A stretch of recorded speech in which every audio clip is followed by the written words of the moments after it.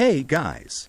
Tonight we are drifting back, way back, to a time of golden sands, colossal pyramids, and god-kings who held the power of life and death in their hands.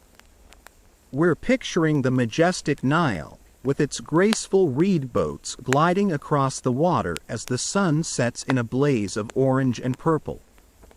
It's the Egypt of postcards and documentaries, a place of mystery and grandeur. But tonight, we're not just observing. You are going to be living it. And I'll be honest, as romantic as it all sounds from the comfort of your 21st century bed, you probably won't survive this. Not even for a day. The reality was less about golden splendor and more about gritty survival against overwhelming odds. So, before you get comfortable, take a moment to like the video and subscribe, but only if you genuinely enjoy what I do here. It's a quiet, simple way to support the channel, and it means the world to me. For a little fun, post your location and what time it is where you are. I love seeing how far these stories travel. Now, dim the lights, maybe turn on a fan for that soft background hum, and let's ease into tonight's journey together. The first thing you notice isn't a sight, but a feeling. A rough, scratchy texture against your skin and a profound hardness beneath you. You open your eyes, but it doesn't help much. The darkness is thick, heavy, and absolute, disturbed only by a single, thin blade of moonlight cutting through a high slit in a wall.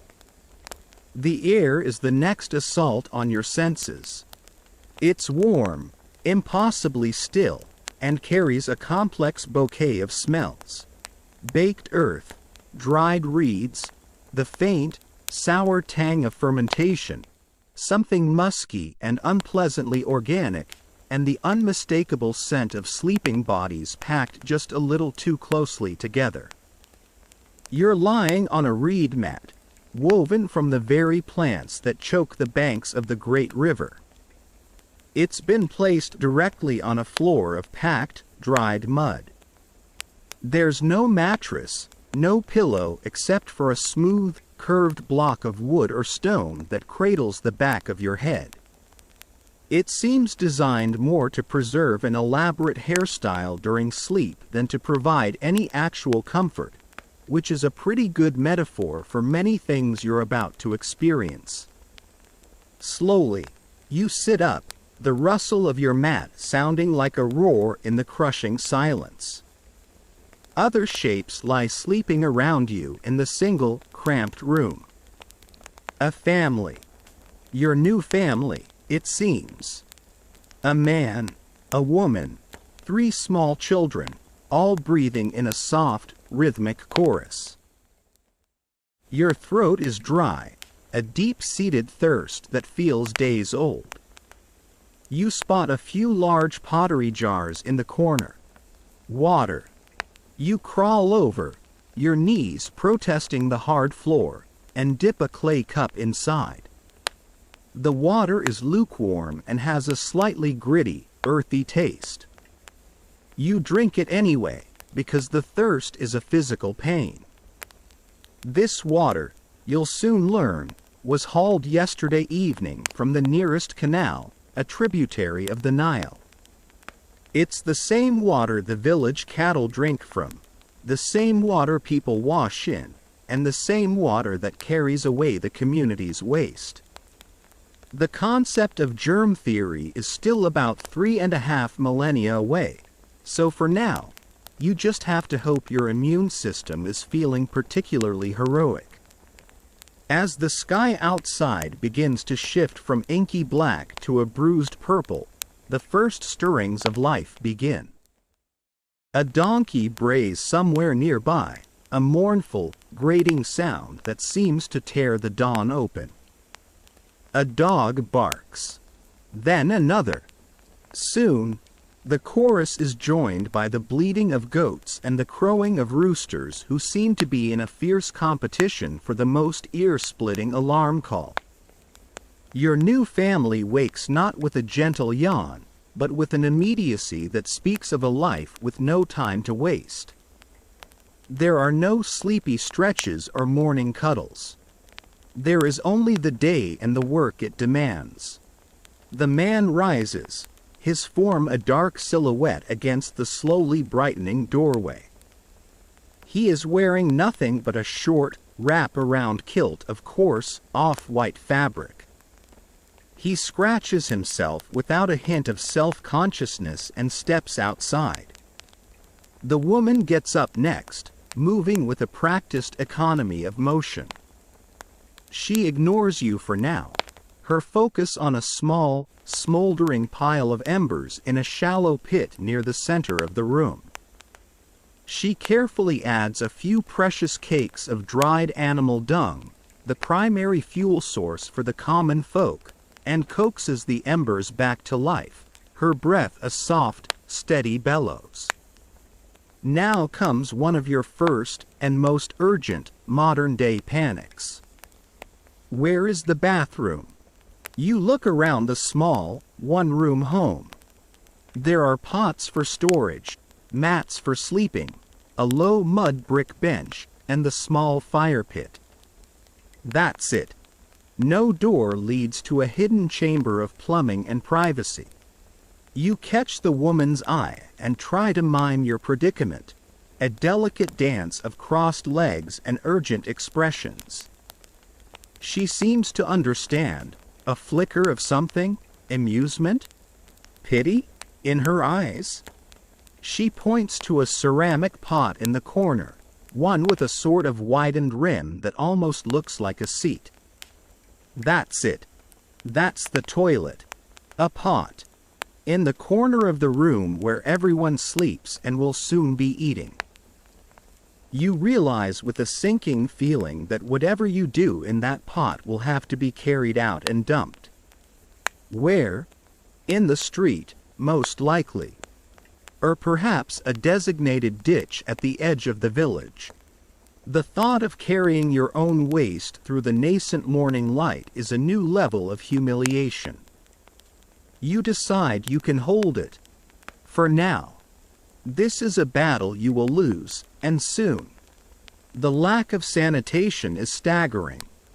The streets are a minefield of animal droppings and human refuse, buzzing with thick clouds of flies. The stench you noticed earlier inside the hut is magnified 100-fold out here. It's a constant, inescapable assault on your nose, the smell of life unfiltered by modern sensibilities. It's a wonder anyone ever stays healthy. Your attention turns to clothing. What are you supposed to wear? You look down at your own strange, soft garments, which feel utterly alien here. The woman seems to notice your confusion and pulls a length of cloth from a wooden chest. It's linen. Everything is linen. This is the mainstream historical fact of the day. Ancient Egypt ran on linen. Sourced from the flax plant, which grew abundantly along the Nile, it was their textile of choice for everything from the roughest loincloths of a laborer to the gossamer thin, pleated robes of the pharaoh himself. Cotton wouldn't be a common crop here for many, many centuries. The piece she hands you is coarse, scratchy, and has the faint, dusty smell of flax. She demonstrates how to wrap it around your waist and tuck it in, creating a simple kilt. There's no underwear. This is your entire outfit. It's surprisingly breezy, you'll give it that, but it offers precious little protection from the sun, the grit, and the insects. Breakfast is next. The woman has been grinding emmer wheat, a tough ancient grain, between two stones. The process is laborious, and tiny fragments of the stone and sand from the grain inevitably get mixed into the flour. She mixes this with water and maybe some yeast from the last batch of beer making, forms it into small, flat loaves, and places them on the hot embers of the fire to bake. The result is a bread that is dense, tough, and incredibly abrasive. Every bite is filled with grit that will, over the years, grind your teeth down to stumps. This is a well-known fact confirmed by the dental forensic analysis of countless mummies. Ancient Egyptians, from the peasant to the pharaoh, had famously terrible teeth. You chew your piece slowly, the sandy texture a horrifying new reality. Alongside the bread, you're given a small bowl of something that looks like porridge but smells vaguely alcoholic. It's beer. Not the crisp, filtered lager you might be used to, but a thick, nutritious, low-alcohol brew that was a fundamental part of the Egyptian diet. It was their primary source of calories and hydration, safer to drink than the questionable canal water. It was breakfast, lunch, and dinner. It was also how laborers, like the ones building the Great Pyramids, were often paid, in bread and beer. Your first Egyptian meal is gritty bread and soupy beer. You try not to think about needing a dentist. Finally, you step out of the dark, smoky hut and into the full force of the Egyptian morning. The sun, even this early, is a physical weight. It's not just bright. It's a white, relentless glare that reflects off the pale sand and mud brick walls, making you squint until your eyes water. The heat is already building, a dry, baking heat that sucks the moisture from your skin. You can already feel the back of your neck beginning to prickle. The village is a chaotic jumble of square, flat-roofed houses just like yours, separated by narrow, winding alleys. Historians still argue whether the average Egyptian settlement was a chaotic, unplanned sprawl that grew organically or if it followed a more deliberate, organized grid-like pattern. Looking around this place, a seemingly random collection of mud boxes, you're definitely voting for the chaotic sprawl theory. But amidst the dirt and the poverty, you see something unexpected. The woman from the hut is now sitting by the doorway, carefully applying makeup. She holds a small, flat stone palette, on which she has ground a dark mineral. With a delicate wooden stick, she applies a thick, dark line of coal around her eyes, extending it out towards her temples in the iconic Egyptian style. The man, who has returned from wherever he went, does the same. This is your quirky tidbit for the day. Cosmetics were a universal part of Egyptian life, worn by all genders and social classes. It wasn't just about vanity. They believed the coal had magical healing properties, protecting the wearer from the evil eye. More practically, the lead-based makeup had an antiseptic quality and the dark pigment helped reduce the sun's glare, acting as a kind of ancient sunglasses. It also helped to deter the ever-present flies that sought the moisture of the eyes, thus preventing rampant eye infections. For a moment, it's a small, relatable ritual. A touch of humanity. A need to feel beautiful and protected in a harsh world. This small comfort is shattered when the man gives you a rough nudge. He grunts and points towards the east, where a massive column of dust is rising into the sky. It's the sign of a major construction project, likely a temple for a god or a tomb for a nobleman. An overseer with a reed staff is moving through the village, shouting for the workers. The man from your hut joins a growing stream of others, all heading towards the dust cloud. He looks back at you, then at the overseer, and gestures for you to follow. There's no choice. There is no discussion about what you want to do today, what your skills are, or what your career aspirations might be. You are a body. You are a pair of hands. Your day, your energy, and your life belong to the state, to the pharaoh, to the gods. You fall into line, your bare feet sinking into the dusty track. The initial shock of your arrival is beginning to fade, replaced by a cold, heavy dread. You have no money, no identification, no skills relevant to this world. You can't read the strange hieroglyphic symbols you see occasionally carved on a wall. You can't speak the language. You are utterly, terrifyingly alone, adrift in time. The sun is climbing higher, the heat intensifying with every step. You've been awake for perhaps an hour, and already you've been confronted with a level of filth, discomfort, and powerlessness that you couldn't have imagined. You wanted to experience ancient Egypt. Well, you're here now.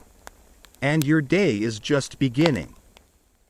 The walk is a slow, shuffling pilgrimage of silent men. The sun climbs relentlessly, and the dust you saw from the village is now a gritty reality, coating your tongue and clinging to the sweat on your skin. You trudge along a well-worn path, the earth compacted by the passage of 1,000,000 bare feet. The crowd grows as more men and older boys emerge from the scattered clusters of mud brick houses that line the canal. There's no conversation, just the soft scuff of feet and the occasional cough. The air hums with a low, collective sense of resignation. This is the daily commute. There are no traffic jams, no podcasts to listen to, just the slow march towards a day of brutal, physical expenditure under the watchful, unforgiving eye of the sun god, Ra. As you get closer, a sound begins to separate itself from the morning quiet. It's a low, rhythmic cacophony, a symphony of industry from a lost age. You hear the sharp clink, clink, clink of metal on stone, the deep, groaning sound of wood under immense strain, the rhythmic chanting of dozens of voices in unison, and overarching it all, the sharp, authoritative shouts of men who are clearly in charge.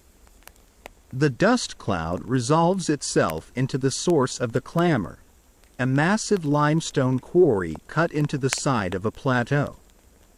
It's a vast, tiered wound in the earth, swarming with thousands of tiny human figures, all moving with a purpose that looks like chaos from a distance but reveals a terrifying order up close. This is where the magic of the Egyptian monuments begins, not with gods and spells, but with sweat, blood, and the relentless application of human muscle. You are herded towards a group of men gathered at the quarry's edge. Here, the hierarchy of this world becomes brutally clear. At the top are the scribes. They sit calmly in the shade of a linen canopy, their white kilts clean, their posture relaxed. They hold palettes and reed brushes, making notes on sheets of papyrus.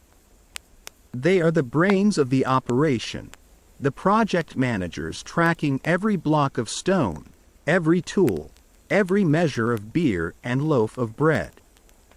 Their literacy lifts them above the grime and the labor, placing them in a separate, untouchable class. Below them are the overseers. You recognize them instantly from the man in the village. They carry stout wooden staffs or acacia wood canes, and they stride through the work gangs with an air of absolute authority. They are the foremen, the enforcers, translating the scribes' papyrus plans into action. They don't carry papyrus, they carry instruments of motivation. And below them, At the very bottom of this pyramid of labor is you. You are part of the neck to you, the strong ones, the undifferentiated mass of muscle that makes the whole enterprise possible. You have no name they care to know. You are a number on a scribe's list, a body to be fed and worked until it can be worked no more. An overseer with a scarred face and eyes that seem to see straight through your soul assesses you with a brief, dismissive glance. He doesn't speak to you. He simply shoves you towards a team of about 20 men who are gathered around a massive, partially cut block of limestone. The block is easily the size of a small car, shimmering white in the sun. The task is simple to understand and horrifying to contemplate. You are to help detach this colossal piece of earth from its mother lode. Your new toolkit is thrust into your hands, a series of wooden wedges. That's it. Other men nearby have copper chisels and heavy stone pounders. The chisels, you notice, are soft and blunt quickly, requiring a constant stream of runners to take them to a nearby forge for resharpening. Your job is simpler. The stonecutters have already chiseled a deep groove along the base of the block. Your team's job is to drive the wooden wedges into this groove. You follow their lead, hammering your wedge into the crack with a heavy, smooth stone. Once all the wedges are in place, another team comes along with jars of water, pouring it over the wedges. You watch, confused, until an older man beside you, his skin like tanned leather, grunts and points to the wood. The science is ancient and ingenious. The dry wood will absorb the water, expand, and exert a tremendous, slow-motion pressure on the stone. With enough wedges expanding at once, the pressure will build until, hopefully, it cracks the stone block cleanly along the fissure line. Now, you wait. But there is no idle waiting here. The overseer shouts and points you and a few others to another task. Your muscles, still soft from a life of modern convenience, are about to get their first real shock. You are directed to a long, thick rope of woven palm fiber, its surface bristly and rough against your skin. You and 50 other men line up along the rope, which is attached to a massive stone block already free from the quarry wall and sitting on a wooden sledge. Your job is to pull. The overseer takes his position, staff held high. He begins a chant, a low, guttural call. Hup! On the call, you and the others are meant to heave. Ha! The response, a deep-chested roar from 50 men as you all pull in unison. The rope digs into your shoulder and raw hands. You lean into it, your bare feet scrabbling for purchase in the dusty ground. The sledge groans, but the stone doesn't move. The scribe in his shady tent makes a note. The overseer barks an insult at the team leader. Hup! Ha! You pull again, every muscle in your back and legs screaming in protest. This time, the sledge scrapes forward an inch. A cheer goes up, quickly silenced by the overseer. There is no time for celebration. There are hundreds of yards to go to get this block to the barges waiting on the canal. This is your life now. The rhythmic call and response, the searing pain in your hands, the burning in your lungs, and the slow, agonizing movement of a mountain of rock. It's here you truly understand that the pyramids and temples weren't built by slaves in the Hollywood sense. This is the mainstream historical fact often misrepresented. The great royal projects were largely built by conscripted Egyptian citizens. This was the corvée system, a form of taxation paid not in gold but in labor. For a few months out of the year, particularly during the Nile's inundation when the fields were flooded and farming was impossible, men from all over Egypt would be called up to work for the state. They were housed in villages like the one you woke up in, and paid in rations of bread, beer, and oil. They were not chained, but their obligation was absolute. To refuse the call was to defy the gods and the Pharaoh, a crime with unthinkable consequences. Hours pass in a blur of dust and pain. Your hands are rubbed raw, and blisters have already formed and broken, leaving angry red patches that sting with every touch of the rough rope. The sun is now directly overhead, a merciless white orb in a colorless sky. There is no shade. The heat reflects off the white limestone, creating a blinding furnace effect that makes your head pound. A boy moves among the workers, carrying a water skin. You get a small sip of the same lukewarm, earthy water from this morning. It's not enough. You feel a dizziness creeping in, the first sign of heat stroke. Suddenly, there's a commotion nearby. A sharp crack, like a gunshot, echoes through the quarry. A rope on another pulling team has snapped. A man screams, a high, thin sound of pure agony. A multi-ton block, freed from its restraint, has slid sideways, crushing his leg. The work around it stops for a moment. Men rush over. The overseer shouts. There's no ambulance, no medical team. A few of his fellow workers lift the screaming man, his leg a mangled ruin, and begin carrying him away from the site. Where are they taking him? Back to his hut?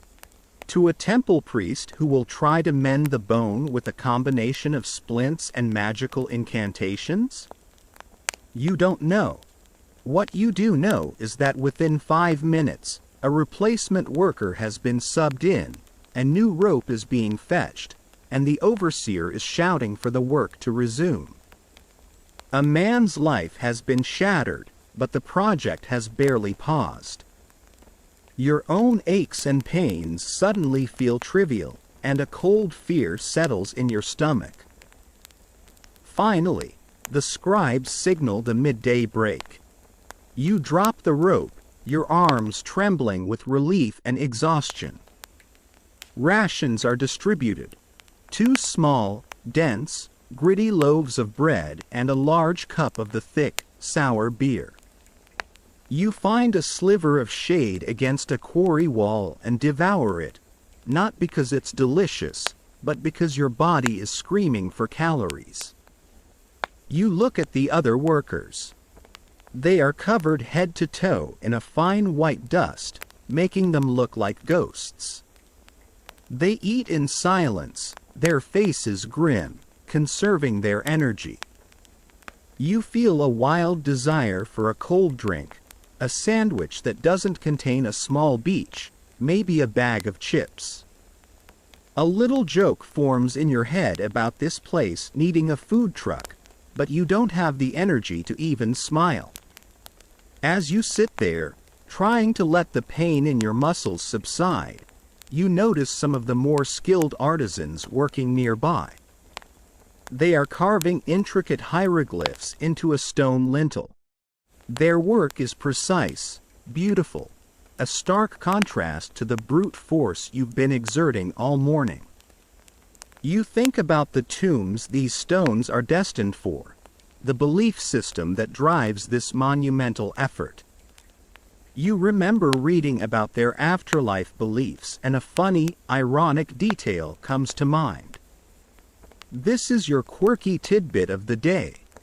The wealthy Egyptians who would be buried in the magnificent tombs being built with your sweat had a clever way of avoiding this kind of labor in the next life. They were buried with hundreds of small mummy-like figurines called shabtis. The spell inscribed on these figures would magically bring them to life in the field of reeds, and if the deceased was ever called upon to plow a field, move a stone, or dig a canal, the shabti would answer, "Here I am," and do the work instead. Right now, you are the Pharaoh's living shabti. The irony is so bitter it almost makes you laugh. You wish you had a pocket-sized shabti to take your place on that rope this afternoon. The work resumes. Your afternoon is spent on a different, but equally grueling task. You are part of a human chain, passing baskets of stone chips and rubble up a massive ramp. The ramp itself is a source of endless scholarly debate. Historians still argue whether the Egyptians used long, straight ramps of earth and brick that had to be extended and raised for each new level, winding ramps that corkscrewed around the structure like a snake, or more complex systems involving internal ramps and sophisticated levers. Looking at the colossal ramp you're climbing, a mountain of packed earth and wood, you can see why they argue. It seems impossibly huge, a monument in its own right, built only to be torn down once its purpose was served. Basket after basket, you lift and pass, your shoulders burning, your legs shaking. The repetition is mind-numbing, broken only by the fear of dropping a basket or losing your footing. The sun finally begins its descent, painting the dusty sky in hues of orange and red. A horn blows, its sound washing over the quarry like a wave of relief. The day is over. The overseers guide the workers out, their shouts softer now, their job done. The walk home is a descent into pure exhaustion. You are no longer a person. You are a collection of aches held together by a thin film of willpower. You barely register the sights and sounds of the village as you shuffle back to your designated hut. You collapse onto your reed mat, the hard mud floor feeling as soft as a feather bed. The woman offers you more bread and beer. You force yourself to eat, knowing you need the fuel for tomorrow. Because tomorrow, you know with a certainty that chills you to the bone, you will wake up and do it all again. And the day after that. And the day after that. This is your life. The grand, romantic Egypt of your imagination has been utterly crushed and replaced by the reality of the rope, the stone, and the sun. Sleep offers no escape. Your body may have stopped moving, but the pain has just begun its real work. It's no longer the generalized, all-over ache of exhaustion. It's a sharp, localized, and malevolent throbbing in your lower leg, where you vaguely remember stumbling against a pile of sharp flint chips yesterday.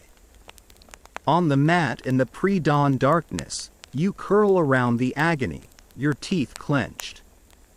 A fever is blooming behind your eyes, making the familiar musky air of the hut feel thick and suffocating. When the light finally seeps in and the family begins to stir, you can't get up. Any attempt to put weight on your leg sends a bolt of white-hot fire up to your hip. The woman of the house, the one who gave you the linen kilt, comes over. Her face, usually a mask of stoic resolve, softens with something like concern. She peels back the makeshift bandage of scrap linen you'd tied around the wound, and you both look down at it. The cut itself isn't huge, but the skin around it is an angry red, swollen, and hot to the touch. A thick, yellowish fluid weeps from the edges. It's infected, and badly. You know this with the certainty of the 21st century. She knows it with the ancient wisdom that has seen countless wounds like this before, and knows they can be a death sentence. The man of the house looks at your leg, then at you, and his expression is less sympathetic. It's pragmatic. You can't work. A man who cannot work cannot earn his bread and beer. You are no longer an asset, a pair of hands for the state. You are a mouth to feed, a burden on this family that already lives on the knife's edge of subsistence. For a terrifying moment, you think they might just leave you here on the mat, to let nature, or the gods, decide your fate. But the woman says something to the man in a low, firm voice. He grunts, shakes his head, but finally relents. She is going to get you help. Help, however, is not a simple concept here. There are no walk-in clinics, no emergency rooms. Instead, the woman helps you to your feet, your arm slung over her shoulder. Every step is a universe of pain. You lean on a rough wooden staff, hobbling through the village alleys. You're not heading to a hospital, but towards the local temple precinct. Your health is not just a matter for doctors, but for priests. In ancient Egypt, medicine and magic were two sides of the same coin, utterly inseparable. You arrive at a walled compound dedicated to Sekhmet, the formidable lioness-headed goddess. She is a figure of immense power and dread. She is the goddess of plagues and destruction, the bringer of pestilence, but she is also the patroness of healing and physicians. The logic is simple and terrifying. She who has the power to inflict disease is also the one you must appease to have it taken away. It's like asking an arsonist to please put out the fire he started in your living room. Her priests are therefore considered powerful healers, specialists in dealing with the divine wrath that was believed to cause so much sickness. The clinic is a quiet chamber off a temple courtyard. The air inside is cool and smells of incense, dried herbs, and natron, the natural salt used in mummification, which gives the room a clean, if vaguely funereal, scent. Along one wall are shelves stacked with dozens of papyrus scrolls. These are the medical textbooks of the age.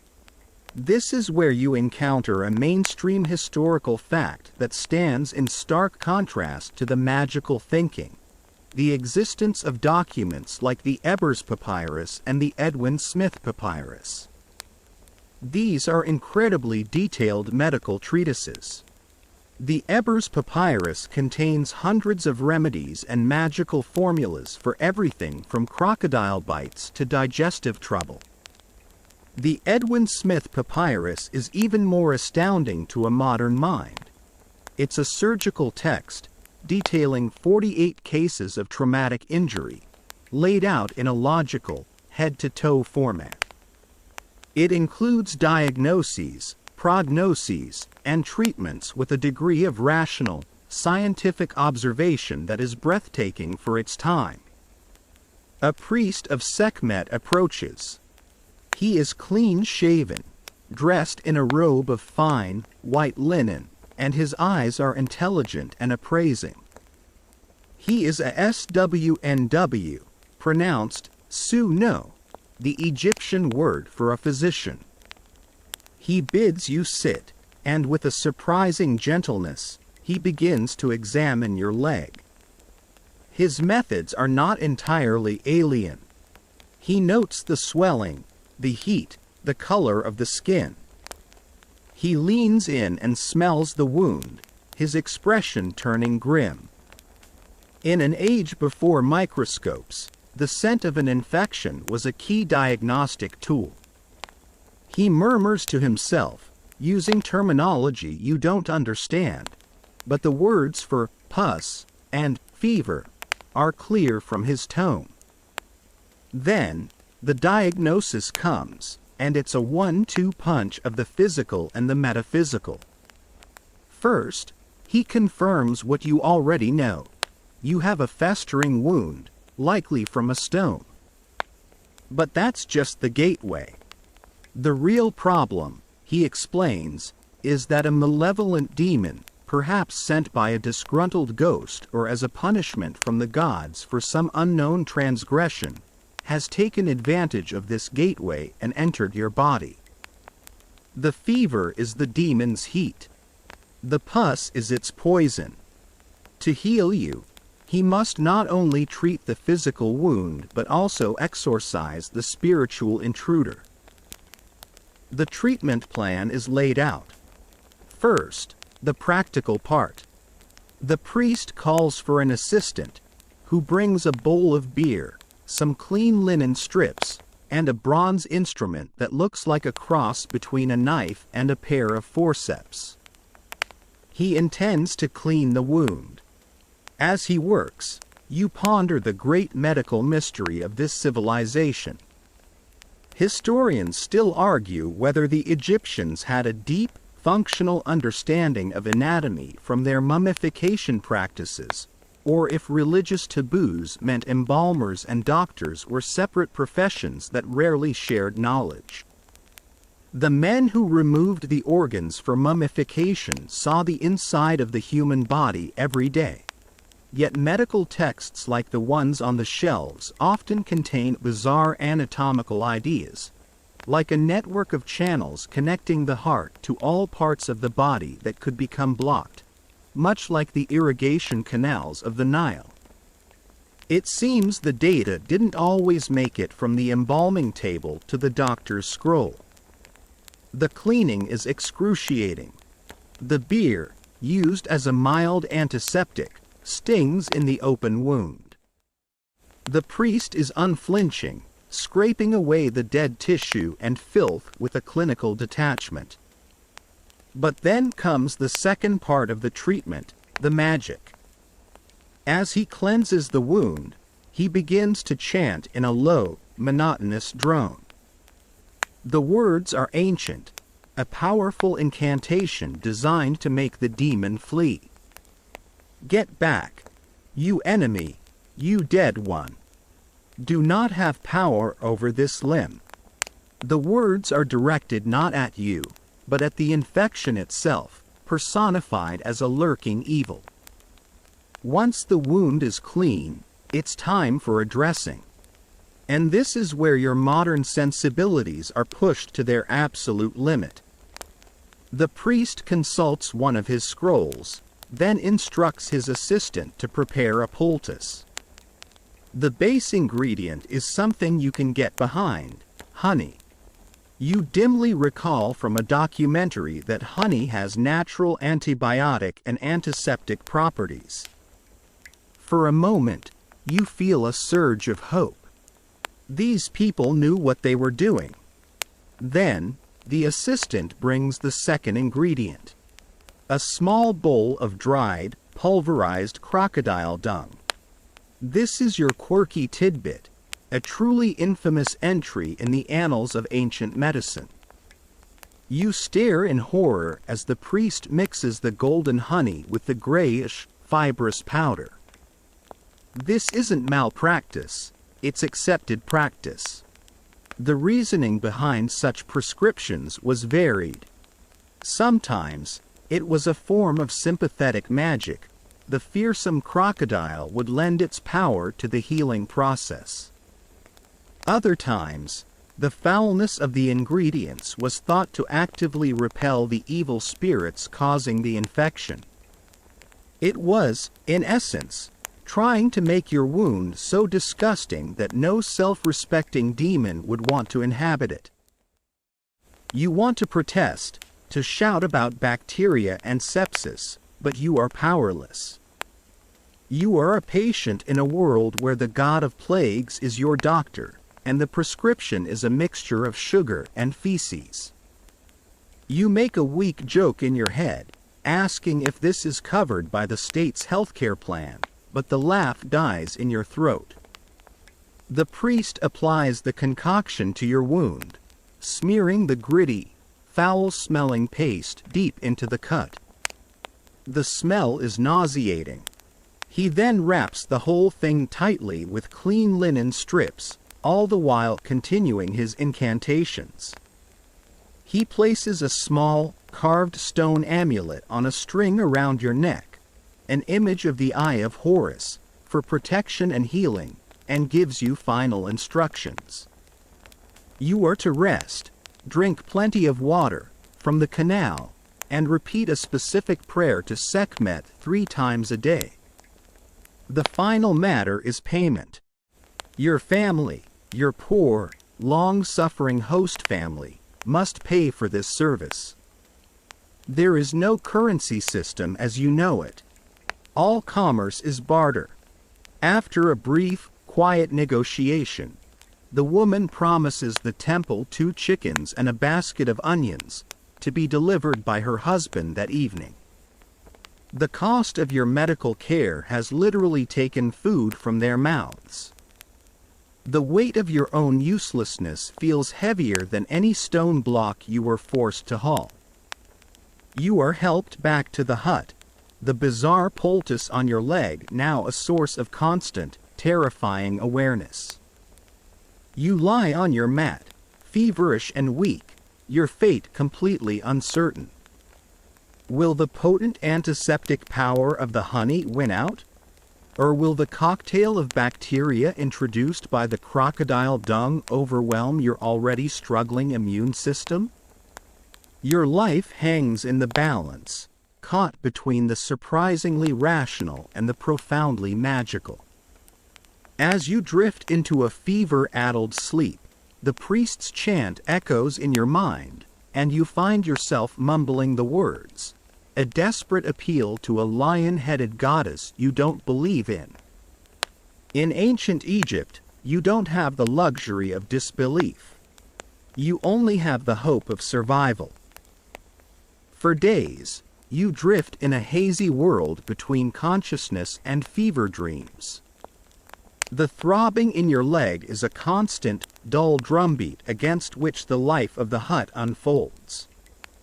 You are a ghost on the floor, listening to the grinding of grain, the low murmur of conversation, the sounds of the family leaving for the day and returning in the exhausted twilight. The woman brings you water and forces sips of beer gruel past your cracked lips. Every few days, she unwraps your leg, washes it with a careful hand, and applies a fresh poultice of honey and the infamous crocodile dung. The smell no longer makes you gag. It has become the scent of your survival. Miraculously, against all modern logic, the treatment begins to work. The angry redness subsides, the swelling recedes, and the fever breaks one night in a torrent of sweat that soaks your reed mat. You wake up weak, hollowed out, but clear-headed for the first time in what feels like an eternity. The wound is closing, knitting itself into a puckered, ugly scar that will be a permanent souvenir of your time here. Your recovery is seen by the family as a testament to the power of the priest and the might of Sekhmet. The gods have been appeased. You, the strange, soft foreigner, have been spared. This earns you not exactly respect, but a certain kind of wary awe. You are the one who walked into the lioness's den and emerged, scarred but alive. However, this divine intervention doesn't solve your very earthly problem. You are now deeply in debt to this family. They fed you when you could not work. They paid a high price for your healing. The 2 chickens and the basket of onions they gave the temple represent a significant loss of their meager wealth. You feel the weight of their sacrifice every time the woman places a gritty bread loaf in your hand. You must contribute. Returning to the quarry is out of the question. Your leg is still weak, and the thought of the dust, the ropes, and the multi-ton blocks of stone makes you feel faint. The man of the house, seeing you are now able to walk without crying out in pain, decides on a new role for you. You are to become an errand boy, a helper for his wife. Your first major task is to accompany her to the local market to trade a small surplus of woven linen for other household necessities. The market is an explosion of sensory information that makes the quarry seem almost peaceful. It's a chaotic, vibrant, and deafeningly loud hub of village life. People are shouting, bartering, laughing, and arguing over stalls laden with goods you can barely recognize. There are shimmering piles of silver fish hauled fresh from the Nile, their gills still faintly moving. There are mountains of green leeks, fat onions, and round melons. Potters hawk their wares, from massive storage jars to delicate coal pots. The air is thick with the smell of dried fish, spices you can't name, donkey dung, and the sweat of 100 unwashed bodies packed into a tight space. It's thrilling and utterly overwhelming. You follow the woman, a basket balanced on your head just as she taught you, feeling clumsy and foolish. She navigates the crowd with a practiced ease, stopping to haggle fiercely for a handful of dates or a small block of salt. It's here that you begin to understand the unspoken language of this society. It's a complex dance of deference and authority, and you don't know any of the steps. You watch as a farmer, his face creased and brown as the earth he works, practically prostrates himself before a soldier who is inspecting his melons, bowing low and avoiding the soldier's gaze. This gesture is called the KSW, a deep bow from the waist that signifies respect to a superior. Your modern instincts for egalitarianism are a dangerous liability here. You see everyone as just people, and that's your first mistake. As the woman is busy arguing with a fishmonger, you stand idly by, taking in the scene. A man in a fine, pleated linen kilt, noticeably cleaner and whiter than anyone else's, pushes past you, jostling your arm. Without thinking, you turn and say something like, "Hey, watch it." The words are English, meaningless to him, but your tone, indignant, direct, is universal. You have not bowed. You have met his gaze. You have addressed him as an equal. The man, who you now see wears a simple bronze medallion that marks him as some minor government official, stops dead. He turns to you slowly, his eyes wide with disbelief, then narrowing into fury. Who is this filthy, scarred peasant daring to address him with such impertinence? He barks a string of sharp, guttural words at you. The crowd around you falls silent. Everyone turns to stare. The woman you are with freezes, her face pale with dread. You have no idea what he's saying, but you know you have committed a grave social sin. You've disrupted the natural order of things. This order is the central pillar of their entire worldview, a mainstream historical fact known as Ma'a. Ma'a is a profound concept, encompassing truth, justice, balance, harmony, and the divine cosmic order established at the creation of the world. The Pharaoh's duty was to uphold Ma'a on earth, and every single person, from the highest priest to the lowliest farmer, was expected to live in accordance with its principles. This rigid social hierarchy wasn't just a power structure, it was seen as a manifestation of Ma'a. By disrespecting a superior, you haven't just been rude, you have committed an act of chaos. You have threatened the stability of the universe in a small but significant way. The official's verbal lashing continues, his voice rising in pitch. He takes a step toward you, and you instinctively flinch back. He sees your fear and scoffs. With a sudden, contemptuous flick of his hand, he knocks the basket from your head. The carefully folded linen tumbles into the dusty, grimy street, trampled under the feet of the crowd. He gives you one last withering look of disgust, then turns and stalks away, his dignity restored. The show is over. The crowd resumes its business, but you can feel their eyes on you, their whispers and snickers. You have been publicly shamed, and by extension, you have shamed the family you are with. The woman rushes over, her face a mask of fury and fear. She gathers the soiled linen, hissing at you in a low, urgent tone. You stand there, your face burning with a humiliation deeper than any physical pain you've felt.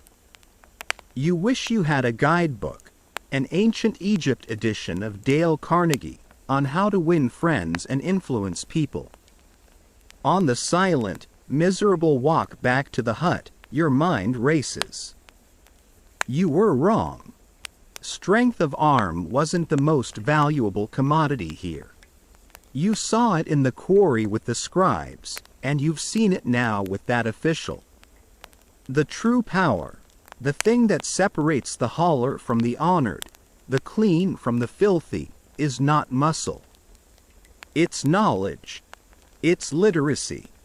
It's the ability to read and write the sacred symbols, the hieroglyphs.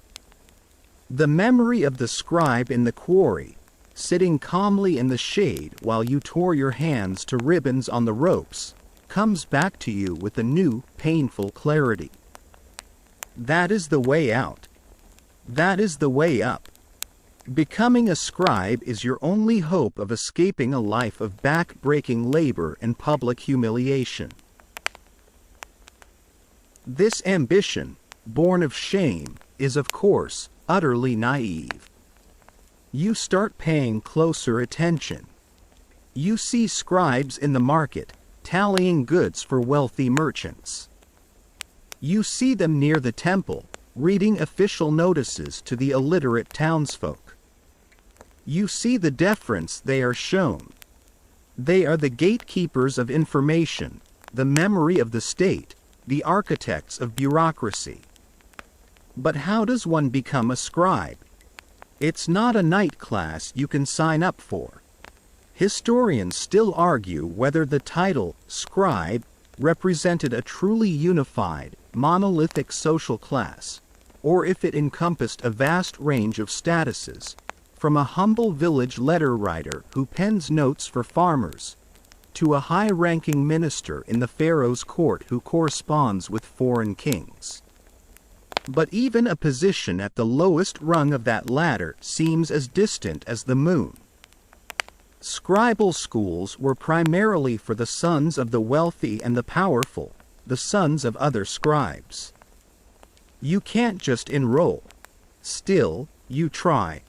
You hang around a public scribe, a man who sits on a stool with his papyrus roll and palette, writing letters for people for a small fee.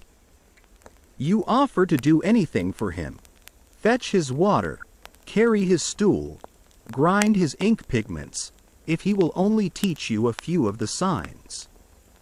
He looks at you, at your rough hands and peasant's kilt, at the ugly scar on your leg, and laughs. He shoos you away like a stray dog. The idea of a lowly laborer like you learning the divine words is simply absurd. Your failure only deepens your sense of helplessness. You feel trapped, not just in this time, but at the bottom of it. One evening, feeling particularly hopeless, you recall another strange custom you once read about, a quirky tidbit that perfectly captures their worldview. It was the practice of writing letters to the dead. If a person was suffering from misfortune, an illness, a legal dispute, or even being haunted, they might write a letter to a deceased relative, usually a parent or spouse. They would inscribe their plea on a papyrus scroll or a simple pottery bowl, take it to the tomb, and leave it with the food offerings. The letter would ask their dead ancestor to use their influence in the underworld to intervene on their behalf. Why is so and so causing me trouble? Please, make them stop. Argue my case before the great God. The line between the living and the dead was permeable, and your family, even in death, was still part of your social support network. You have a fleeting, desperate fantasy of writing your own letter. To whatever ancestor of mine is out there, get me out of here. I'll make it worth your while. But you have no ancestors here. And more importantly, you can't write. You are back where you started, but worse off. Your leg is healed, but your spirit is bruised. You've learned that in ancient Egypt, society is a pyramid, and you are part of the foundation. The weight of everyone above you is crushing, and the structure is designed to keep you exactly where you are. Your brief, foolish dream of social climbing has crashed against the hard reality of this rigid, ordered world.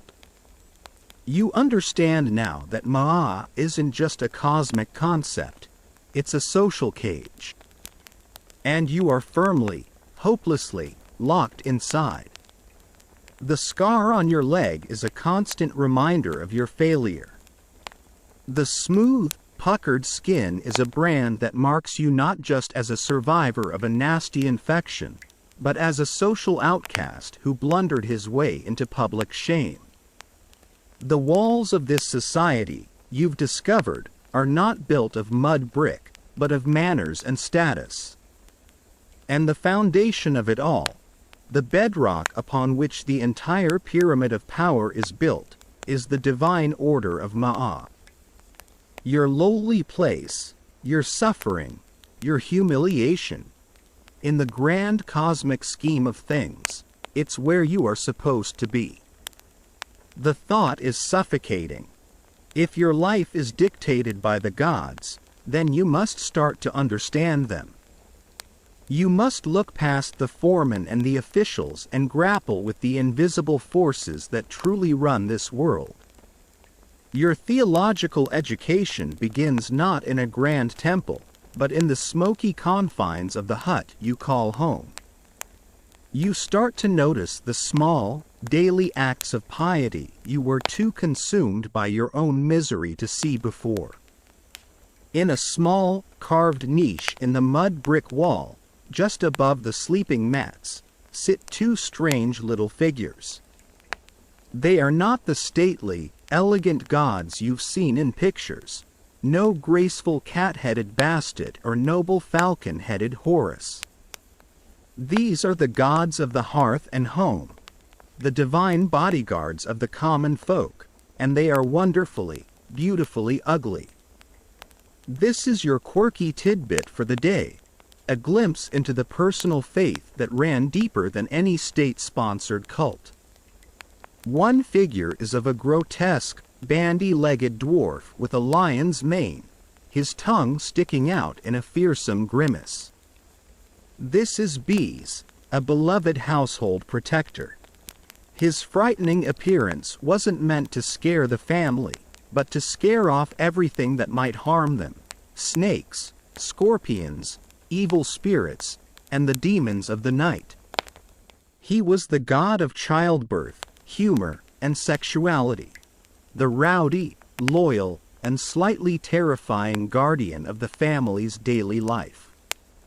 Next to him stands an even more bizarre hybrid, a goddess with the head of a hippopotamus, the tail of a crocodile, the paws of a lion, and the very pregnant belly of a human woman. This is Taweret, the Great One, the fierce and powerful protectress of mothers and children. In a world where childbirth was one of the most dangerous things a woman could go through, her image was a beacon of hope, a promise of ferocious, maternal defense. Every morning, the woman of the house leaves a tiny offering before them. A single drop of beer from her cup, a crumb from a loaf of bread, a whispered word you can't make out. It's a simple, intimate transaction. This isn't the grand theology of the state. It's a personal relationship with the divine bouncers who kept the darkest fears at bay. You realize with a jolt that for this family, the universe is not empty and silent. It is crowded with unseen forces, and survival depends on staying on their good side. This daily, low-level negotiation with the supernatural is a world away from the massive stone temple on the edge of town. That is the domain of the great state gods, beings whose concerns were as vast and remote as the sky itself. Amun, the hidden one. Ra, the creator sun god. Osiris, the king of the underworld. These were the gods of the pharaoh and the priests. As a commoner, you have no direct access to them. You can't just walk into the temple for a moment of quiet reflection. The further you go into a temple, the more sacred and restricted it becomes. The innermost sanctum, the Holy of Holies, where the cult statue of the god resided, was a place of deep darkness and profound power, accessible only to the highest-ranking priests and, on occasion, the pharaoh himself, who was the sole intermediary between humanity and the great gods. The closest you can get is during a public festival. One day, the entire village is humming with a strange, excited energy. The workday ends early. Everyone washes as best they can, putting on their finest, cleanest linen. The Temple of Amun is having a procession. This is your chance to see a great god. You follow the crowd, which swells along the main path leading from the temple gates. The atmosphere is electric, a mix of county fair and solemn rite. There are food vendors, children chasing dogs, people greeting friends. But underneath it all is a current of genuine religious fervor. Suddenly, a hush falls over the crowd. The great doors of the temple pylon swing open, and a column of shaven-headed priests in pristine white linen emerges. They are chanting, their voices rising and falling in a hypnotic rhythm, and the air grows thick with the scent of expensive frankincense.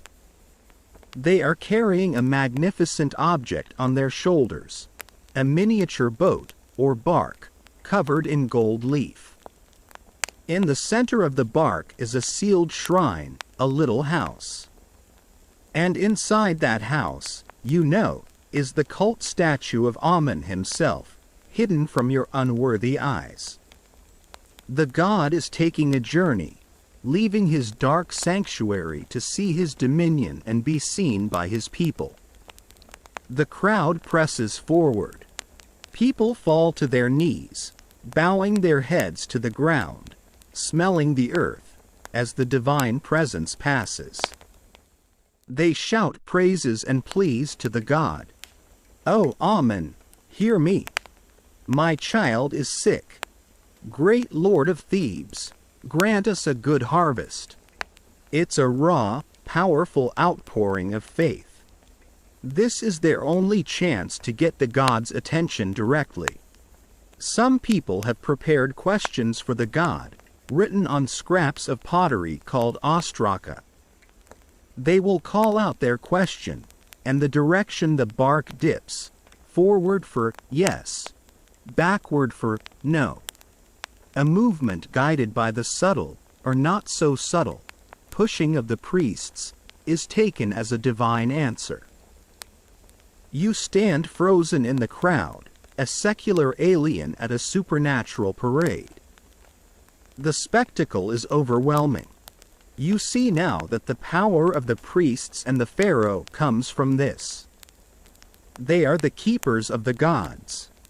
They control the conversation.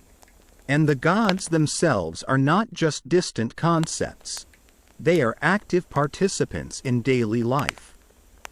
This is why the world is steeped in a low-grade paranoia.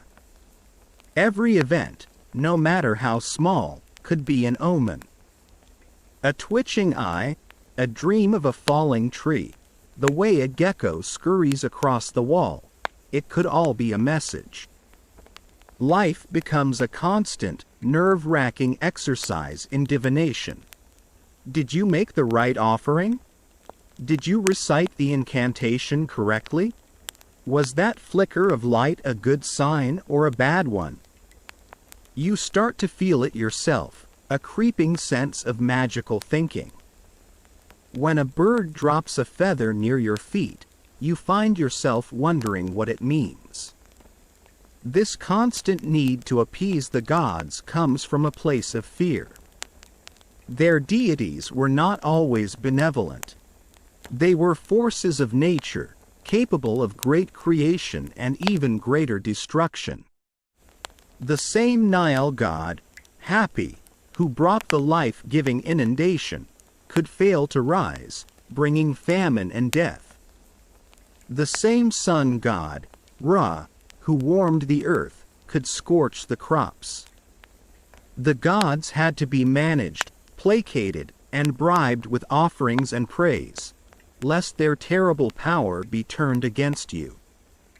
The entire state religion, with its massive temples and wealthy priesthoods, was a national-scale project to keep the gods happy and maintain Ma'a.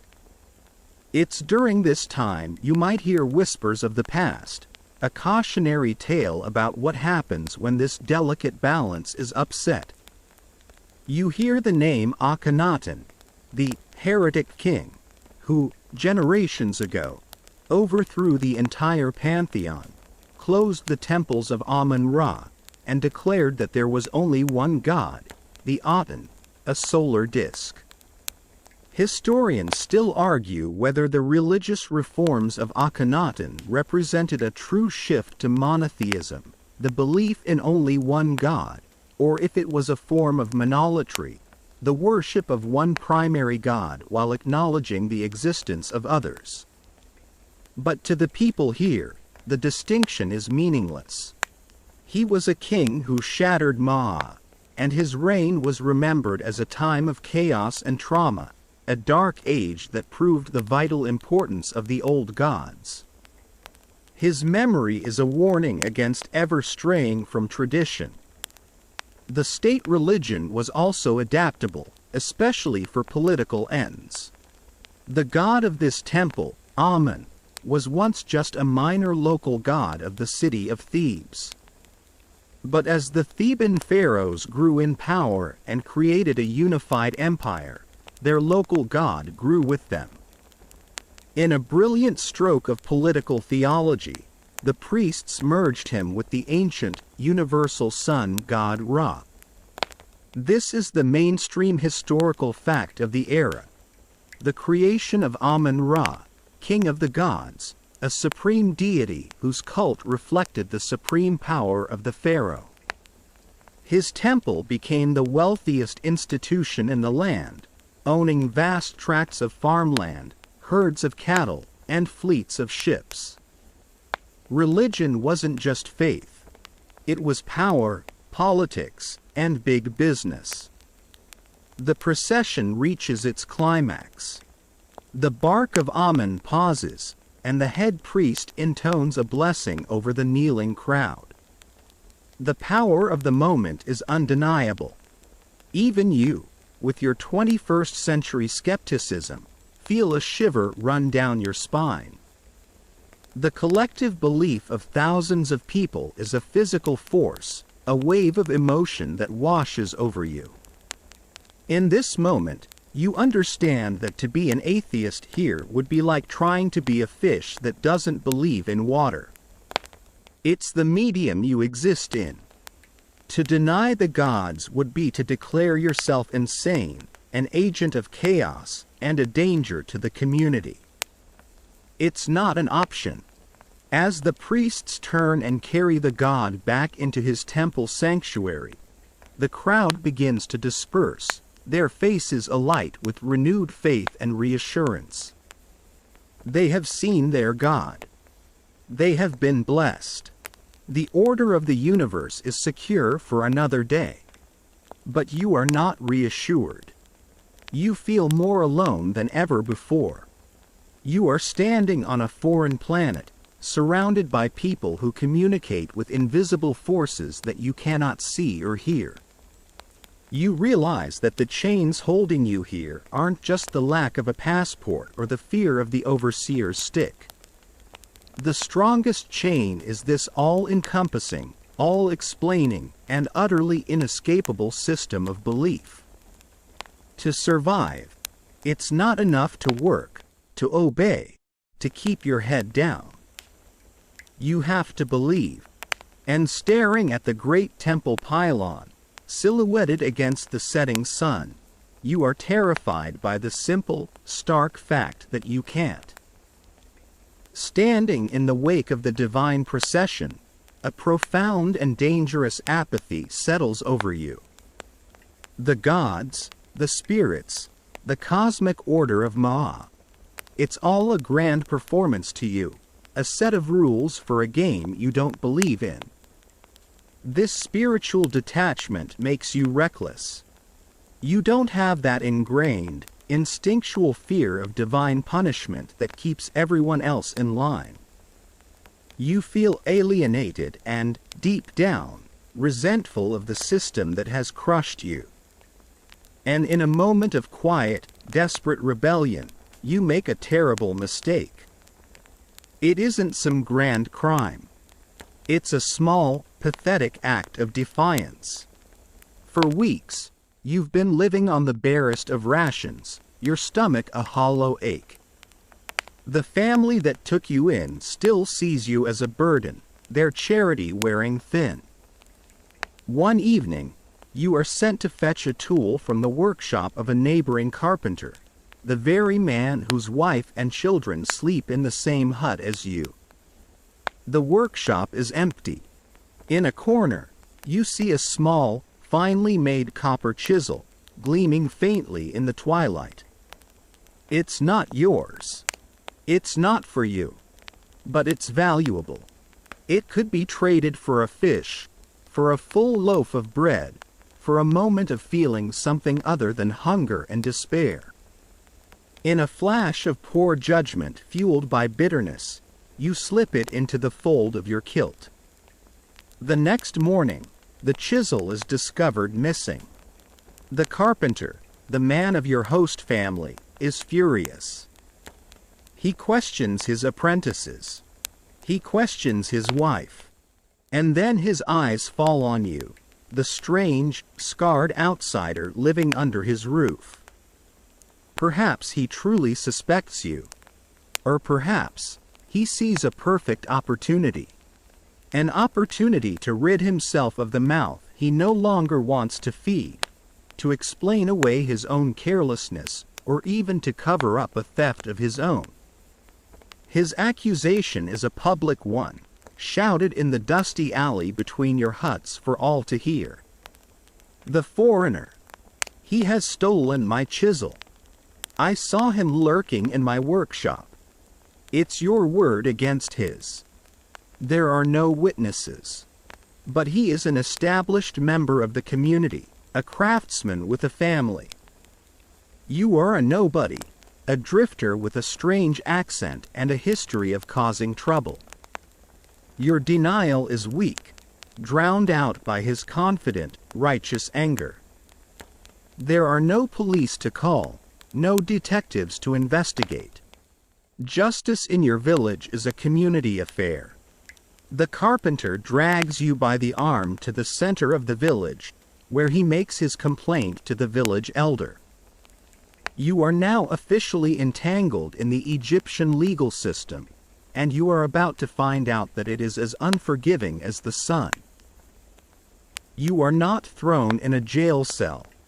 Instead, you are tied to a wooden pillar in the main square, a public spectacle of shame. The children who once stared at you with curiosity now point and jeer. The adults look on with a mixture of contempt and grim satisfaction. This is what happens to those who disrupt the peace.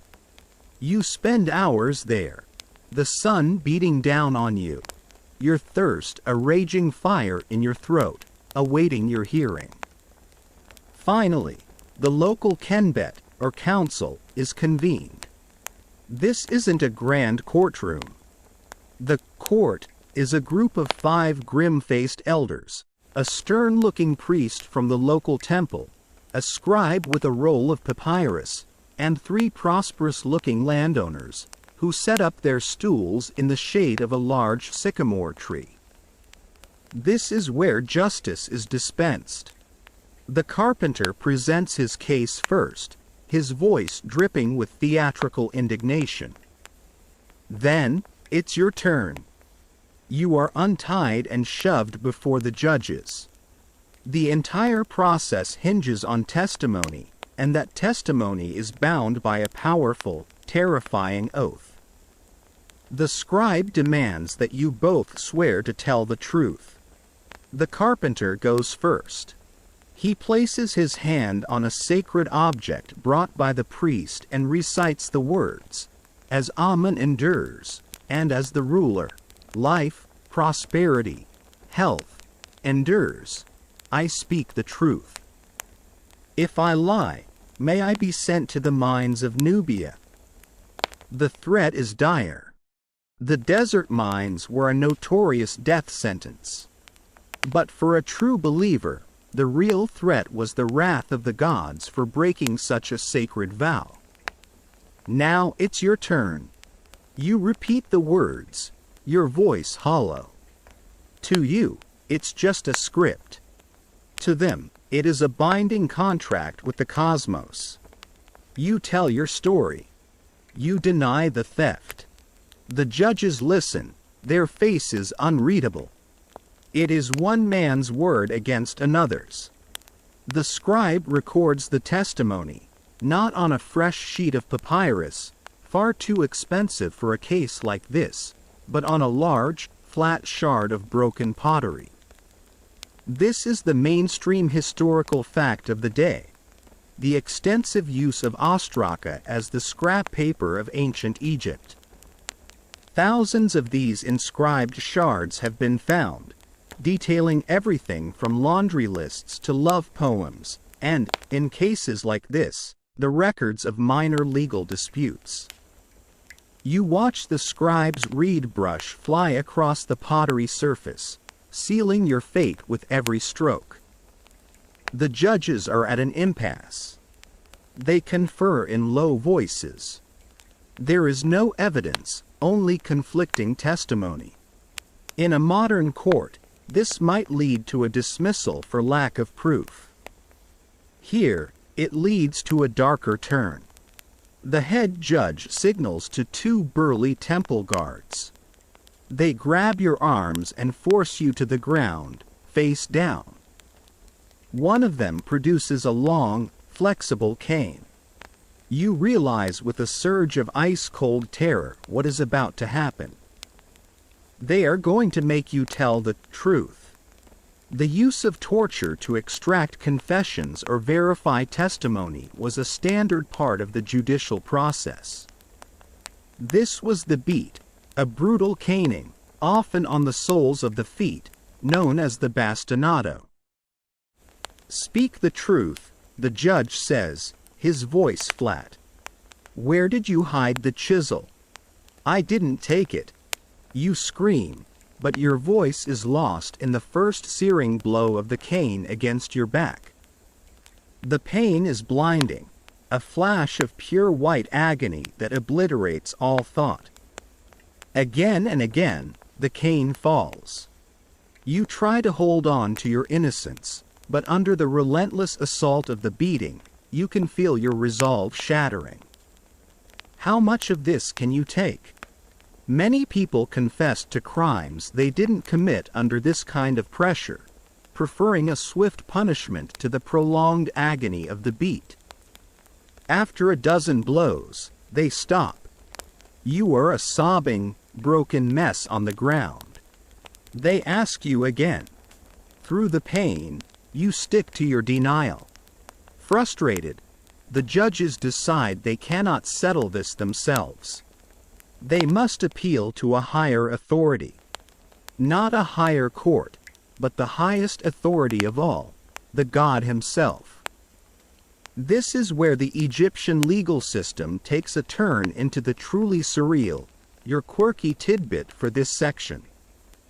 Your fate will be decided by a divine oracle. The scribe takes 2 new ostraka. On one, he writes, "It is your name who stole the chisel." On the other, he writes, "It is not your name who stole the chisel." The court is adjourned until that evening, when the procession of the local god is scheduled to leave the temple. Your case will be put directly to him. You are tied to the post again, your back a raw, bleeding mess, to await the verdict of a wooden statue. You now understand the full gravity of that procession you witnessed before. It wasn't just a festival. It was a functioning part of the state apparatus, the ultimate court of appeals. As dusk falls, the familiar chants begin. The temple doors open. Out comes the procession, the priests carrying the god's bark on their shoulders. They bring the shrine to a halt before the kenbet. The priest holds up the 2 pottery shards, reading the accusations aloud in the dead silence. Then he walks forward, placing one shard on the right side of the path, the other on the left. The priests holding the bark begin to move forward. The entire village holds its breath. Will the god dip forward, backward, left, or right? The movement is subtle, a slight lurch. The bark dips unmistakably toward the shard that declares your guilt. A gasp goes through the crowd. The god has spoken. The case is closed. You stare in disbelief, knowing you've just been condemned by the coordinated stumble of a dozen priests, likely bribed by your accuser with a few measures of grain. There is no appeal. To question the god's judgment is to question the very fabric of Ma'ah. The sentence is delivered swiftly. Your crime is theft against a member of the community, an act of chaos. The punishment must restore order and serve as a harsh warning to others. You are sentenced to receive 50 more blows with the cane and to be handed over to the state for labor, not in the local quarry, but in the dreaded gold mines of Nubia, a place from which few returned. Your accuser, the man whose family you lived with, looks on with cold satisfaction. He has solved his problem. Before you can even process the death sentence of the mines, the first part of the punishment is carried out. You are held down, and the beating begins again, this time with a brutal thoroughness. You lose count of the blows, your world shrinking to a universe of pain and dust. When it's over, you are left bleeding in the square, a convicted criminal, a pariah. The family casts you out for good, throwing your reed mat into the street after you. You are utterly alone, your body broken, your social standing destroyed. You lie in the dirt of a dark alley, every breath an agony. You have survived, but for what? You are marked, a man condemned by the gods. The sentence of the Nubian mines hangs over you. They will come for you in the morning. For the first time, The idea of escape is no longer a fantasy. It is the only option left. You must run.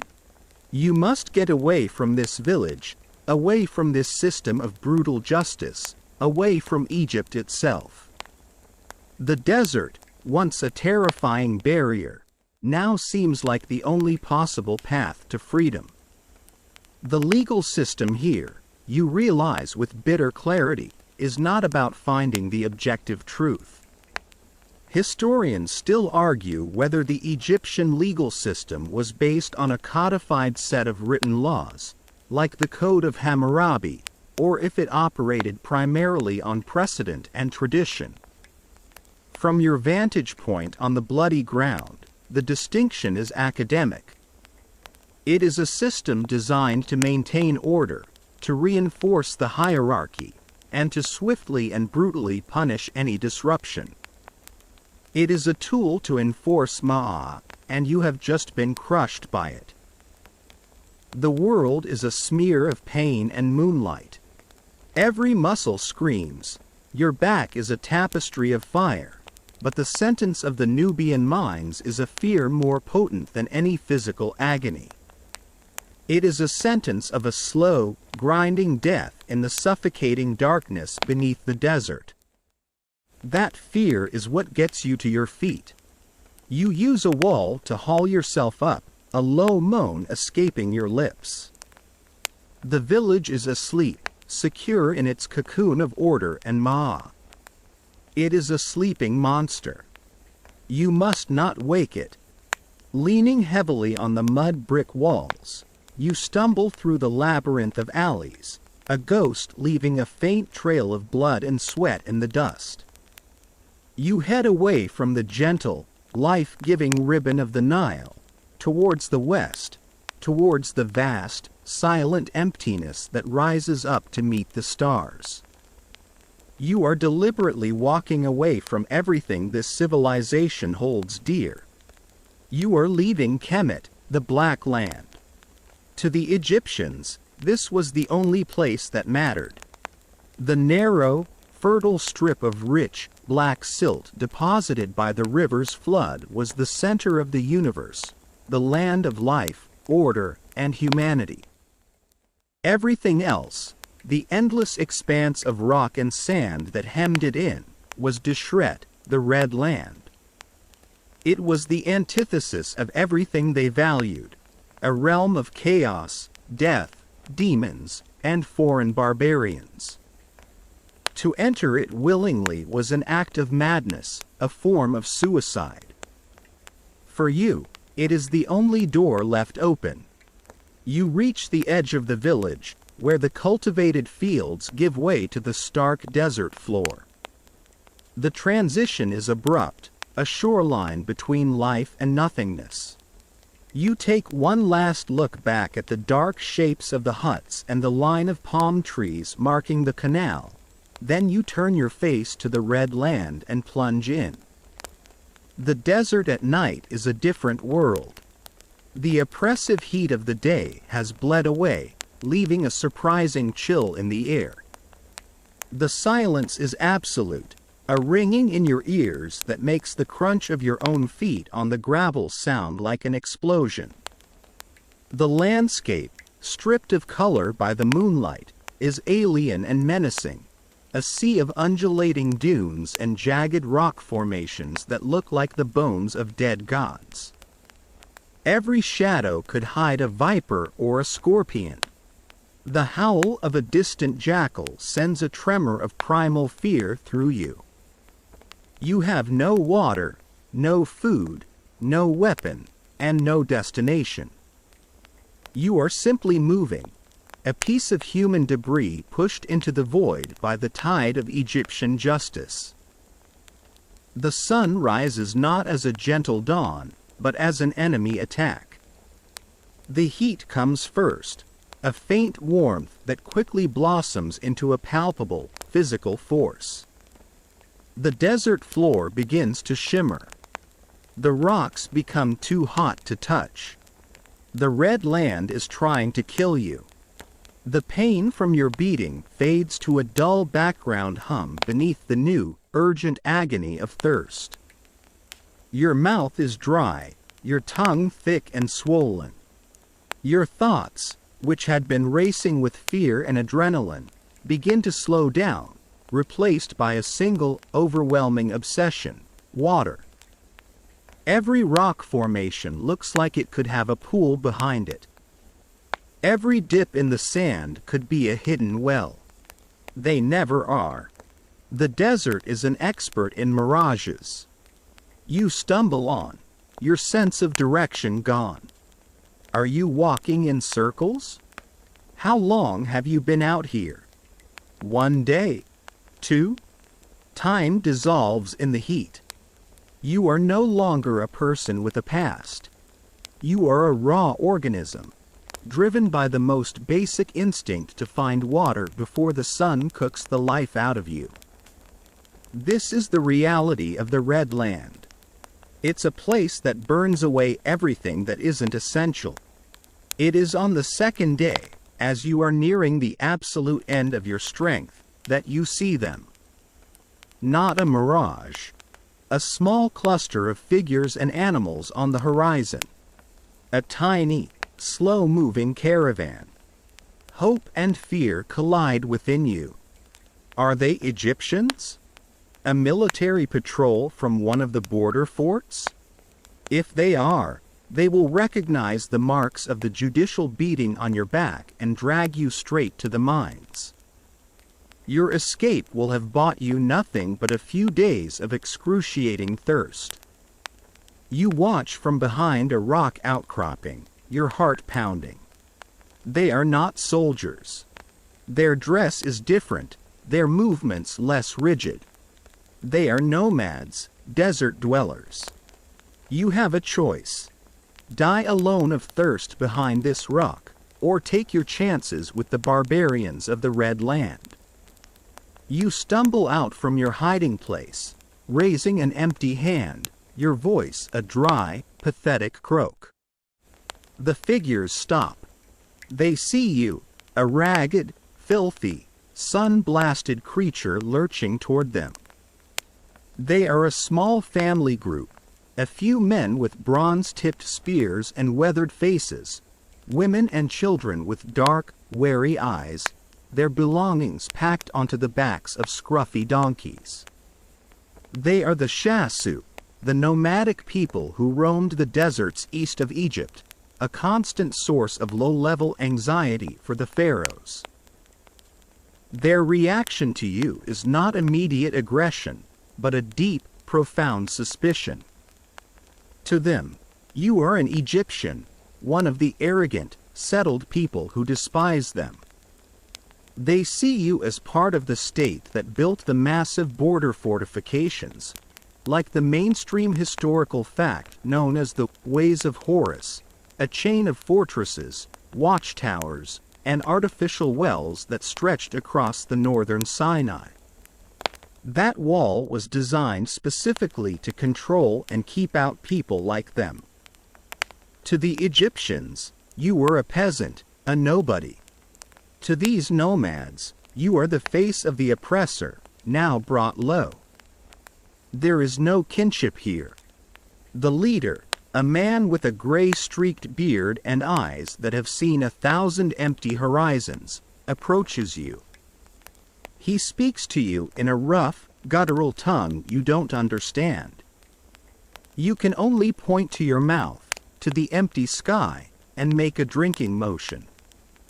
You show him your back, the raw, weeping welts of the cane, trying to mime that you are a fugitive, an enemy of the Pharaoh. This, finally, seems to change his calculation. An enemy of my enemy is at least not an immediate threat. He grunts and says something to one of the women, who gives you a small water skin. The water is warm and tastes of goat, but it is the most delicious thing you have ever consumed. It's not an act of charity, but a pragmatic transaction. You might have information, or you might simply die a bit more slowly. You learn that Egyptian xenophobia was a powerful force. They believed they were the only true people. Foreigners were often depicted in their art in stereotyped, derogatory ways. Nubians from the south with their dark skin and distinct features, Libyans with their tattoos and feathers, Asiatics from the east with their pointed beards and colorful robes. The state even practiced a form of official magic against its enemies. Your quirky tidbit for this section. They used execration texts, lists of hostile foreign cities, tribes, and rulers, written on pottery bowls or crude human figurines. These objects were then ceremonially smashed, broken, and buried, a ritual act of sympathetic magic designed to curse their enemies and break their power. You realize with a cold certainty that your name, or at least a description of you, is probably on a list somewhere, destined to be magically shattered by a priest. You travel with the Shasu for days, a silent, tolerated ghost on the edge of their family.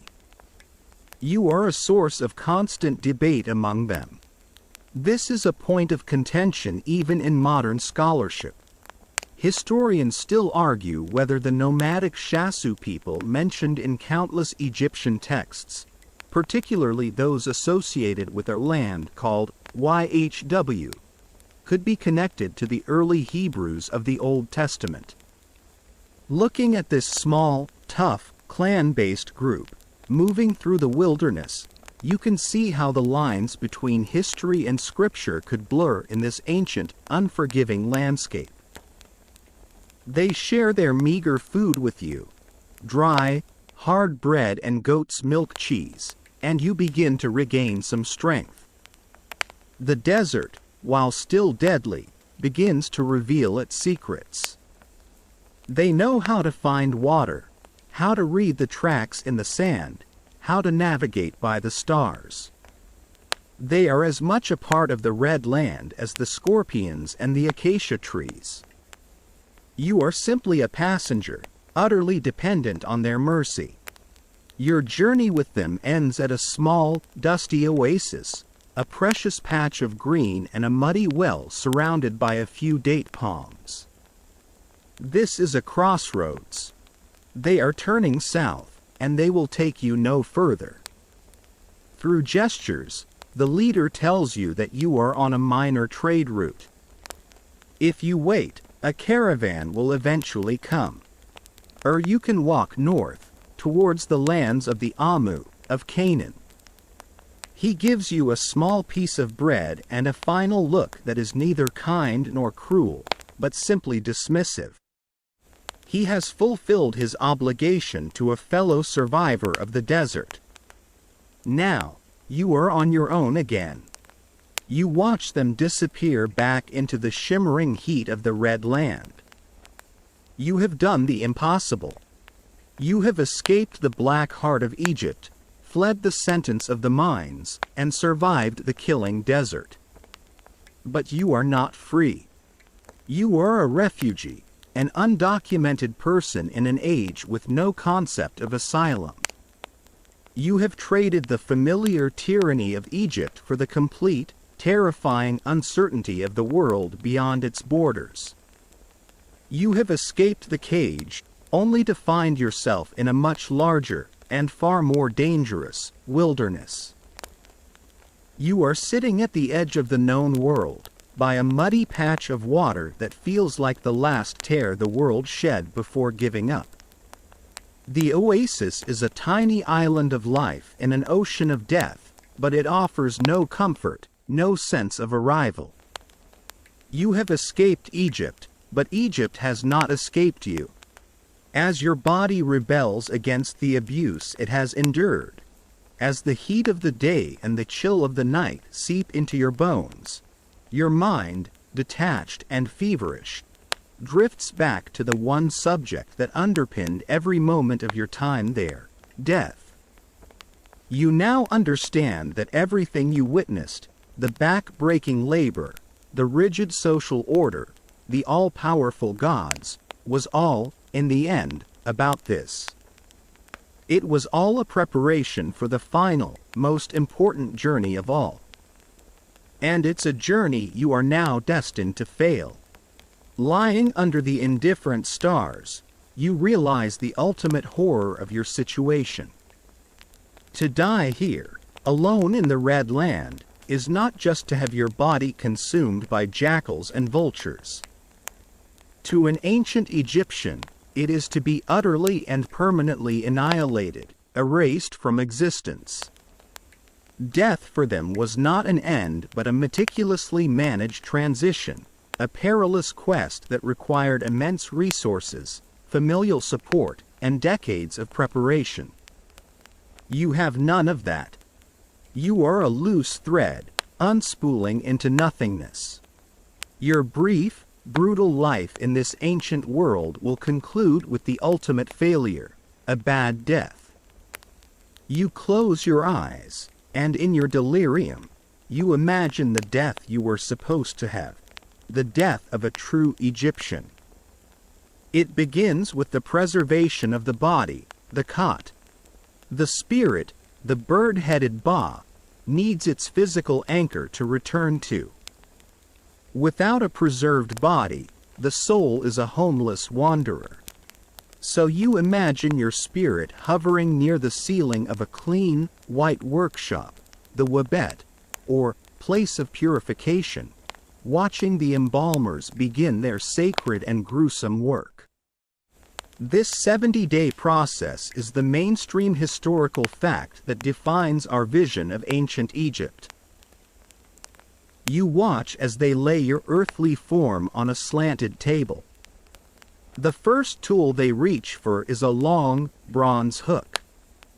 They insert it into your nostrils, push it up through the soft ethmoid bone, and begin the delicate, disgusting work of pulling your brain out in pieces. The brain, being the source of messy emotions and useless snot, was considered entirely unimportant. It was simply discarded. Next, a priest wearing the jackal-headed mask of the god Anubis makes a sharp incision along your left side. He reaches in and removes your internal organs, the lungs, the liver, the stomach, and the intestines. These are washed with palm wine, dried, and packed into 4 beautiful canopic jars, each with a lid shaped like the head of one of the 4 sons of Horus, who will protect them for eternity. But one organ is left behind, nestled carefully back inside the empty chest cavity, the heart. The IB. This was the seat of intelligence, personality, and conscience. Your heart was your witness, the record of your entire life, and you would need it for your final judgment. You watch as they pack the hollowed-out shell of your body with bags of natron, a natural salt from the dry lake beds. For 40 days, the salt will pull every last drop of moisture from your flesh, desiccating it, turning it into a tough, leathery husk, impervious to decay. After the long drying, the natron is removed and the sacred wrapping begins. The embalmers chant ancient spells as they wind hundreds of yards of fine linen bandages around you, tucking protective amulets between the layers, the Ankh for life, the jade pillar for stability, the powerful scarab beetle over your silent heart. The process is complete. Your body is now a mummy, a timeless vessel, a house of eternity. You are ready for the tomb. But you have no tomb.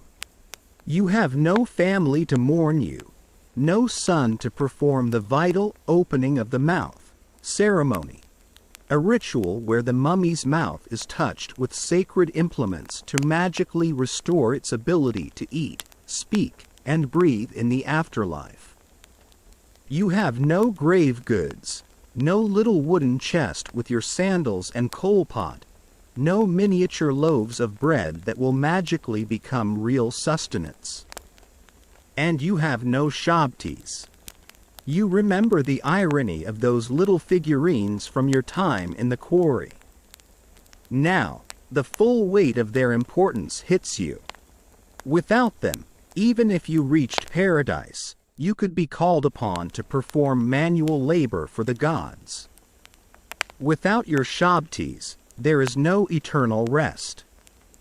Even with a perfect mummy and a fully furnished tomb, the journey is far from over. Now comes the hard part. Navigating the underworld, the duat. It is a terrifying realm of fire, monsters, and bewildering challenges. Your only guide is a papyrus scroll buried with you, a copy of the Book of the Dead. This collection of spells, hymns, and passwords was your map and your weapon. This reveals a surprisingly commercial side to salvation, the quirky tidbit of their funerary beliefs. You could commission a luxurious, custom-made scroll, or if your family was less wealthy, you could buy a cheaper, off-the-shelf version with blank spaces where a scribe would neatly write in your name. Eternal life had a sliding scale of costs. With your spectral guidebook clutched in your hand, you would begin the journey. You would join the sun god Ra on his nightly voyage through the 12 hours of darkness, each hour a separate region of the duat with its own gates, guarded by horrific demons with names like He Who Lives on Snakes and Blood Drinker from the Slaughterhouse. To pass, you must know their names and the correct password, a spell from your book. One mistake, one mispronounced word, and your soul would be devoured, your journey over. If you survive the 12 gates of night, you arrive at the final destination, the Hall of Two Truths, where you will face your ultimate judgment. You enter a vast, silent hall, lined with 42 divine assessors, each of whom has jurisdiction over a specific sin. Here, you must prove your worth by reciting the negative confession. You must address each judge by name and declare your innocence of their particular crime. I have not stolen. I have not killed. I have not been greedy. I have not caused pain. I have not made anyone weep. It is a comprehensive list of moral failings. But was it an ethical guide for the living, or a magical get-out-of-jail-free card for the dead? Historians still argue whether the negative confession represented a genuine ethical code that Egyptians tried to live by, or if it was simply a magical cheat sheet to be recited at judgment, regardless of one's actual life. Either way, you had to get the words right. After your declaration, comes the moment of truth, the weighing of the heart. You see the great scales of justice. The jackal god Anubis leads you forward and takes your heart, your IB, the record of every deed and thought from your life. He places it on one side of the scale. On the other side, he places a single, pure white ostrich feather, the feather of Ma, the symbol of truth and cosmic order. The ibis-headed Thoth, scribe of the gods, stands ready with his palette to record the verdict. You watch, breathless, as the scale balances. If your heart, heavy with sin, greed, and lies, tips the scale, you are doomed. The terrifying beast Ammit, a monstrous hybrid with the head of a crocodile, the torso of a lion, and the hindquarters of a hippopotamus, waits eagerly beside the scales. She is the devourer of the dead, and she will eat your sinful heart, condemning you to the ultimate horror, a second death, this time of the soul. You will cease to exist. All your pain, your struggles, your very identity, will be erased, forgotten for all eternity. But if you have lived a life in accordance with Ma, if your heart is light and free of sin, it will balance perfectly with the feather. Thoth will declare you Ma Keru, true of voice. You have passed the test. The god Horus will then take you by the hand and lead you into the presence of the great Osiris, the green-skinned king of the underworld, who will welcome you into your eternal reward, the Aru, the field of reeds. This is the Egyptian paradise, a perfect, idealized reflection of the Nile Valley you knew. A land of lush fields, abundant crops, and gentle streams, where there is no sickness, no sorrow, no pain, and no overseer's whip. A place where you will live for millions and millions of years in blissful, peaceful eternity. The elaborate, beautiful, terrifying vision fades, and you are back at the oasis, a lone, broken figure under a blanket of cold stars. The warm waters of the field of reeds are a universe away. You now understand the final, crushing reason why you wouldn't last. It wasn't just the heat, the labor, the disease, or the brutal justice. It was this. The entire society was a machine geared toward achieving a perfect eternity. To be cast out of that machine, to die alone in the desert, was to lose everything, twice. You have not only lost your life in this world, but you have been irrevocably locked out of the next. Your journey is over. There is no hall of two truths for you. There is no field of reeds. There is only the red land and the silence. And so, this long and difficult journey through the dust and sun of a world so distant from our own finally comes to a gentle close. The fears and the hardships of that ancient life can now recede, fading like a dream upon waking. The harsh glare of the Egyptian sun softens into the gentle glow of your bedside lamp, and the oppressive heat of the desert gives way to the soft, cool touch of your own pillow against your skin. The desperate struggles of the person you have been for this short while are over, and all that is left is the quiet and the calm of your own safe space, a sanctuary of peace in the deep of the night. You can let the story drift away now, allowing the silence in your room to grow, letting your thoughts become slower and softer and more distant.